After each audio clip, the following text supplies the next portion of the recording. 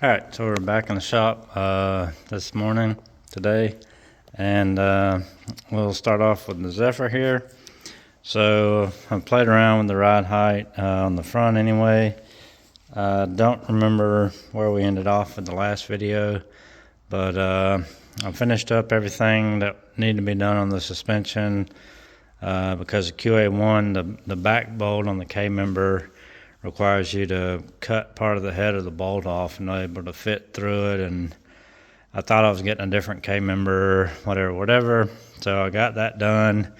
And then if you run Fox body spindles with SN95 ball joints, or the other way around, if you run SN95 spindles with Fox body ball joints, you have to have a spacer between the castle nut and the spindle, because otherwise the bolt goes down, the nut goes down too far, and then the hole is way too high. I guess you could drill another hole. I hadn't thought about that, but I guess you could drill another hole, but made a spacer, got that on, so the front suspension is tight, and the only thing I have to do is weld the steering shaft, but I want to make sure that the rack is in the middle and that the steering wheel is pointing straight, because somehow I always get the steering wheel off just a little bit, and it drives me crazy. So I want to try to get it as close as I can, but I believe these have a splined column, so you can incrementally adjust them. So if I get it wrong on the shaft, then I can fix it at the column. So anyway, I don't know if we had the front end back on, or like I said, I don't remember where we were at, but the intercooler's in, the piping is done. That's the new thing, is the acorns falling on the roof that scare you to death. Got the mass airflow in right there, an Ls3 slot style, and then we got the blow-off valve under here. And then we have obviously discharge from the turbo into intercooler. So all that's done. Again, I don't remember where I left off. So I played with the coilovers. I believe the front from ground to fender is about 25 inches. The back is about 25 and a half. So it's a little bit higher than I want it, but anyway. Again, I want to get the seat in and all that stuff on, and we'll go from there. Got the dash in, horribly painted spray bomb blue. This is the steering column and all from the wagon, because I had already welded on the shifter from the 2010 Silverado. All that is hooked up and ready to go. All the carpet and seat belts and the rear seat and all the rear panels and all are on around.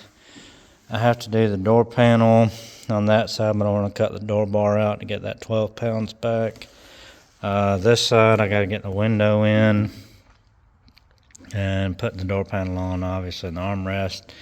And I wasn't aware, but the paint I use, I painted these like months ago or however long ago, and it's still leaving my fingerprints and tacky, so I guess I'm just gonna wipe that off, because apparently the paint never dried. I don't know why. I guess you have to dye them or use something different, but they're the same color blue as these door panels. So the seats are a dark blue, or a dark and light blue. So I think we'll just do the door panels and armrest this blue color, whatever. It's all there. It'll all be covered up. It won't look too bad, maybe. The trunk, fuel lines, all that's plumbed and wired. I do have to, I got the rollover valve on here. I'm going to make the hole bigger for that to fit down in there, and then build the hose for that, and then that'll be done. I got the OBD2 wiring in there on the dash, so I got all that wired up, so I'm hoping it's correct so I can read the tune file and write it. Let's see what else. Oh, I got the dash pad. I ran out of paint painting it. Hopefully that paint dries. And I'm thinking that these seats are out of an LTD because I haven't seen a Fairmont with this seat. And then the carpet with that hole for of the shifter. I know my LTD had a bracket that went down there and bolted to the floor from the dash. So I'm thinking this is LTD interior in the Fairmont, but whatever. The door panels, or the door, all the other trim pieces was dated 78, 79. So I did notice that I did not paint the strip right there on the door blue, because normally I don't paint stuff, but all this stuff, the only reason I did paint it was because some of this stuff was different shades of blue or tan or completely different colors, like the dash was tan, so I spray bombed it blue. And I know I don't have a headliner in it, but all the trim pieces are there and they're in, and I'm probably going to get my chainsaw next week, Thanksgiving, and cut down every tree around the shop because I'm about sick of all the stuff dropping on there. I'm building a battery box to fit in here because I got the battery that fit a Fox body and it was too wide. It was hitting everything in here. And the thing is, whenever I built the car that this was on, it had a real skinny battery. I might get my chainsaw after this video and go cut down every tree around the shop, now that I think about it.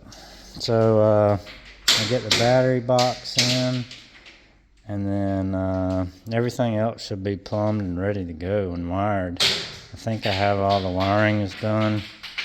Oh, I got to wire the fan. That's why I got this here. I ran out of I tried to solder it, but my solder gun is very trying. It will really test your patience. You have to hold it just right in order for it to heat up and melt solder. So that's where I'm about to go. I'm about to go get some the big yellow butt clamp connectors for those, get the fan wired up, and then the other thing I got to do is I got to pull the valve covers and torque the valves to 22 foot-pounds because I left them loose because I didn't want anything. If anything did fall on the porch or whatever, I wanted the valves up. So the valves are not tight, and so I want to get that done. We got this going on. So this is a 4L80, obviously, and then this is a 6-liter, obviously.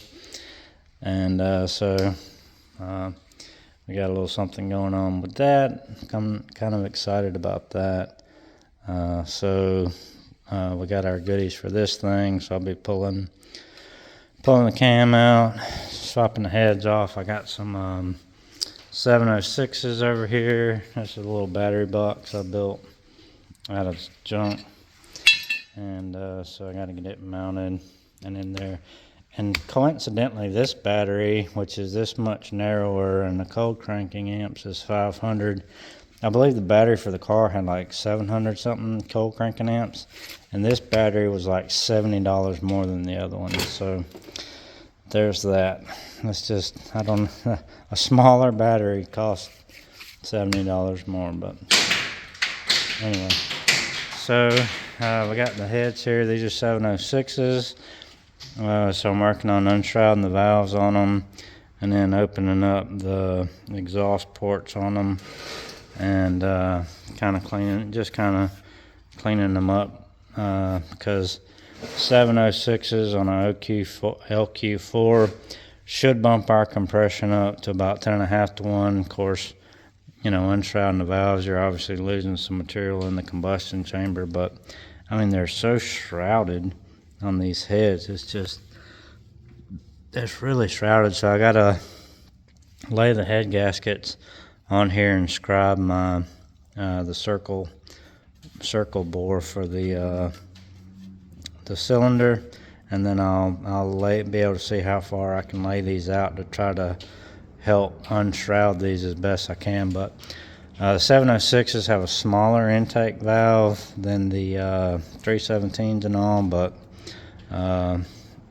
anyway, I want to try it, so we're going to.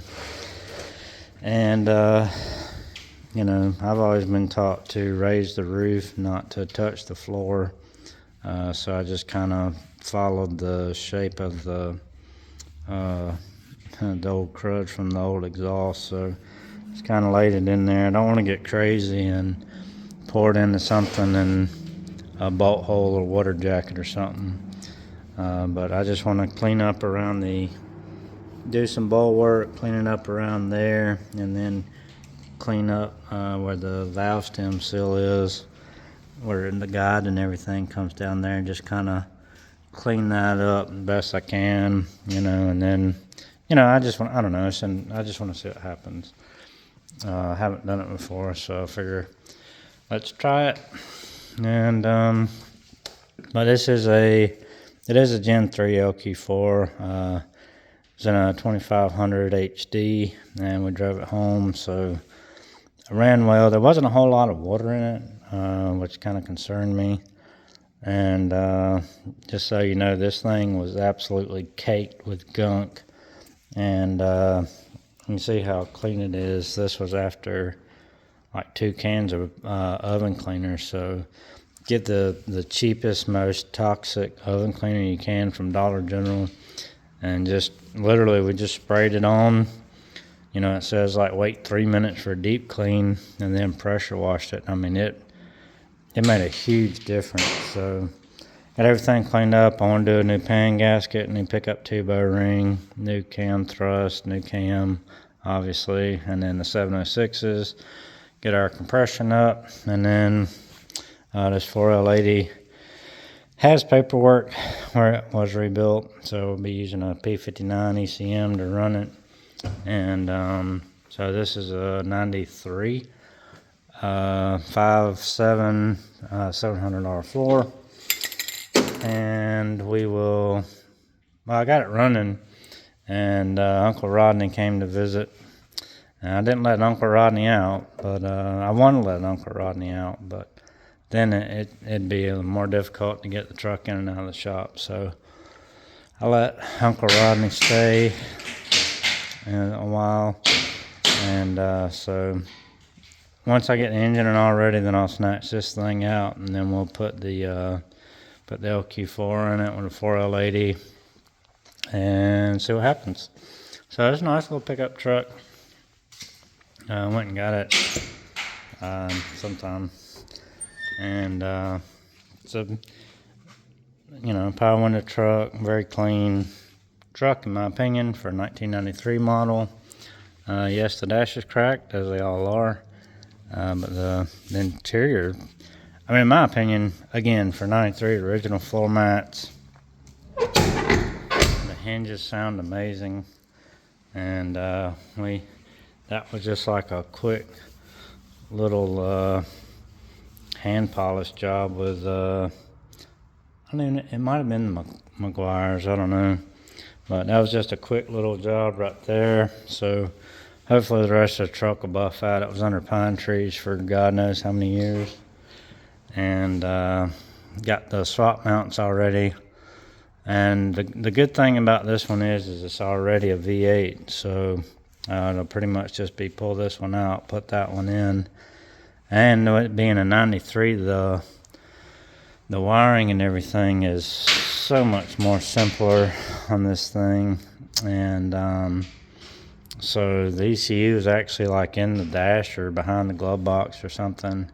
So I know how to do it from the 92 I did, though, and the gauges and all are very simple to get working on this one. So really excited about it. Hopefully we'll get the get it dropped down. We got some different wheels for it and everything, and then get rid of this drill. And yeah, it should be a fun little project. I'm waiting on HP tuners on this one because it's with Michael at the dyno for the supercharged truck. So as soon as I can get my HP tuners back, I'll pull the file from this, change the operating system, change the injector data, and set it up for a boosted application. And we'll see if this thing runs, and get this thing out of the way so we can move on to bigger and better things. So that being said, I'm going to go fire up the chainsaw and cut some trees down.